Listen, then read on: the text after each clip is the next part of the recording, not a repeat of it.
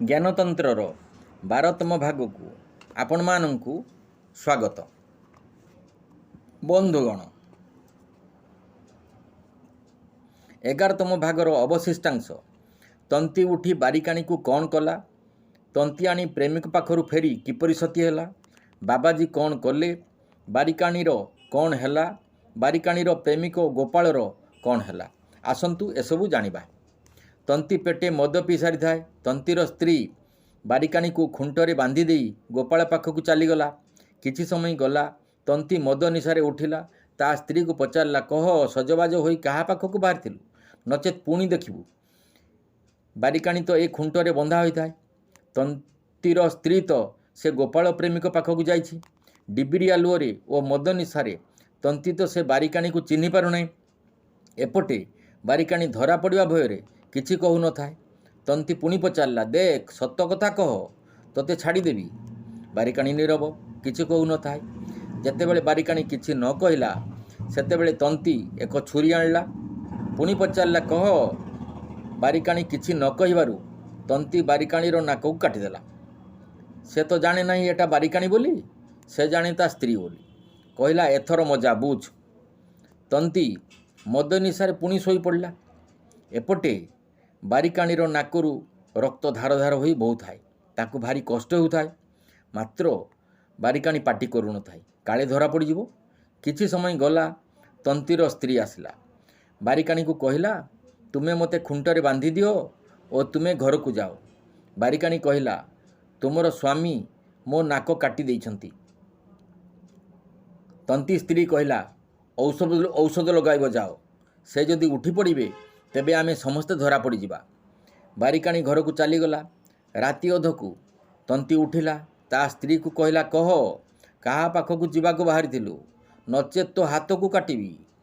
ଏଇଠି ତନ୍ତୀର ସ୍ତ୍ରୀ କହିଲା, ହେ ଧର୍ମ ଦେବତା, ମୁଁ ଯଦି ପ୍ରକୃତରେ ସତୀ ହୋଇଥିବି, ମନରେ କାହାକୁ ଚିନ୍ତା କରିନଥିବି, ତେବେ ମୋ ନାକ ପୁଣି ଥରେ ମୋ ମୁହଁରେ ଲାଗିଯିବ। ଏଟା ତ ଭଲ ଲୋକଟା, ନାକ ଠିକ୍ ଅଛି। ତନ୍ତୀ ଆଣି କହିଲା, ଦେଖୁନ।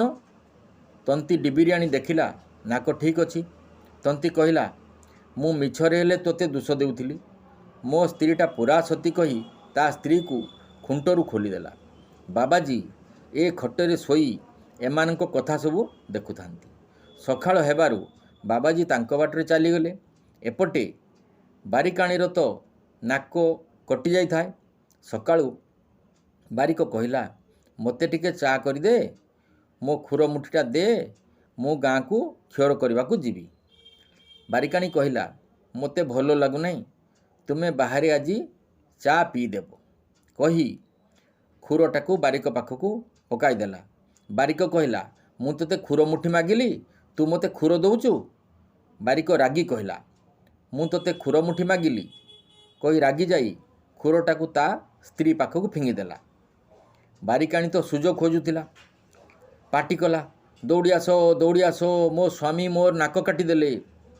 ଗାଁର ଲୋକମାନେ ଆସି ଦେଖିଲେ, ସତ କଥା, ବାରିକାଣୀର ନାକ କଟିଛି। ଗାଁ ଲୋକମାନେ ମିଶି ରାଜାଙ୍କ ପୋଲିସଙ୍କ ପାଖକୁ ବାରିକକୁ ଧରିନେଲେ।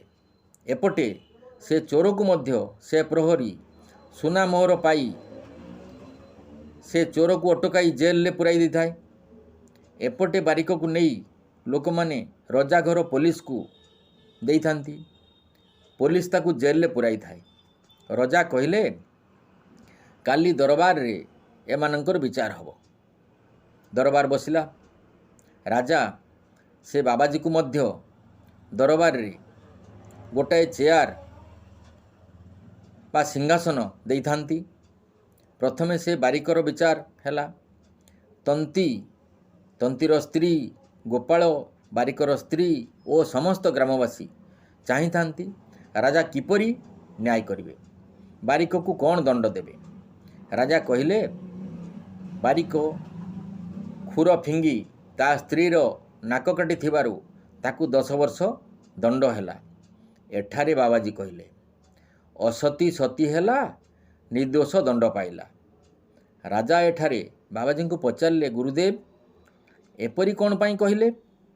ସାଧୁ ଏଠାରେ ସବୁ କଥା ଖୋଲି କହିଲେ। ରାଜା ଶୁଣି ଅବାକ୍ ହେଲେ। ବାରିକକୁ ମୁକ୍ତ କରି ସେ ଗୋପାଳ ଓ ତନ୍ତୀର ସ୍ତ୍ରୀକୁ 10 ବର୍ଷ କରି ଦଣ୍ଡ ଦେଲେ ଓ ବାବାଜୀକୁ କହିଲେ, ଆପଣ ଏ ଚୋରର ବିଚାର କରନ୍ତୁ। ବାବାଜୀ ଚୋରର ବିଚାର କଲେ। ଚୋର ଗରିବ ଥିବାରୁ ସେ ପରିବାର ପାଳିବା ପାଇଁ ଚୋରି କରୁଥିଲା। ଏଣୁ ସେ ଚୋରି କରିଥିବା ସ୍ୱର୍ଣ୍ଣ ମୁଦ୍ରାରୁ ଚୋରକୁ ଅଧେ ଦିଆଯାଉ, ସେ ବେପାର କରି ଚଳିବ। ବାବାଜୀ କହିଲେ। ରାଜା ଓ ବାବାଜୀଙ୍କୁ ଲୋକମାନେ ଧନ୍ୟ ଧନ୍ୟ କହିଲେ। ଏହା ଆପଣମାନଙ୍କୁ କିପରି ଲାଗିଲା କମେଣ୍ଟ କରି ଜଣାଇବେ। ରହୁଛି, ପୁଣି ନେକ୍ସଟ ଭିଡ଼ିଓରେ ଅନ୍ୟ ଏକ ବିଷୟରେ କହିବି।